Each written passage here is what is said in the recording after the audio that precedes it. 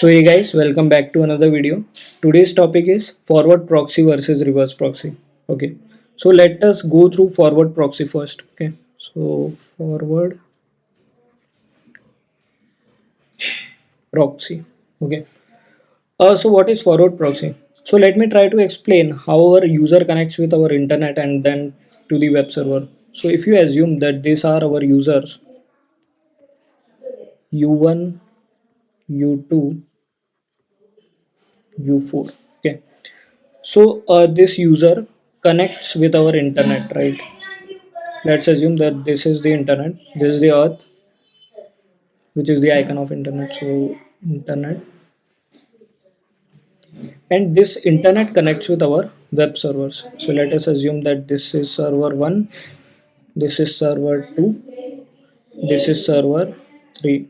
Okay, now and our internet is connecting with our web servers and our users are connecting with our internet. Okay, so now if you see in forward proxy, what happens that here our this is our forward proxy which lies between user and the internet. So our user connects with the forward proxy, then forward proxy connects with the internet and makes any query or any sort of request that is passed by the user.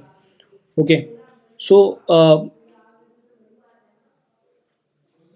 our forward proxy act as a client for our server. So why do we use this forward proxy? We use this because in case if we want our user information to be hidden from our servers, right? So if you want that IP address of the user to be hidden from the server, right? So let's hide the IP server. IP server is IP address is hidden. Okay, and the second thing is it bypass the browsing restrictions. Okay, okay. So and also this bypassing browser restrictions is for the government that bans some sites, so it bypass that. But even though it bypass, but our if you have any firewall installed in your computer, it will be blocking this site. In that case our forward proxy won't work, right? So now let's discuss about the reverse proxy. Let me clear this first. Yeah, so let us discuss about reverse proxy. Reverse proxy. So this is very interesting topic, and the best example of reverse proxy is NGINX. If you are familiar with it, then you might be knowing what is a reverse proxy, right? So same architecture that there is U1, user 1, user 2, user 3, and user 4. So we have these users. After this, what happens? This user connects to the internet, right? So this is our internet, and the internet connects with our web servers. So ws1, ws2, and ws3. So these are our web servers, which is getting load distributed via the load balancer. So what happens in reverse proxy? So they are connecting to the internet directly. Your user information is exposed, but here is our reverse proxy where it lies between the internet and our web servers. Okay, so our internet talks to the reverse proxy and the reverse proxy distributes the load to the web server. So what things does this reverse proxy manages? So first thing is it manages the load and act as a load balancer.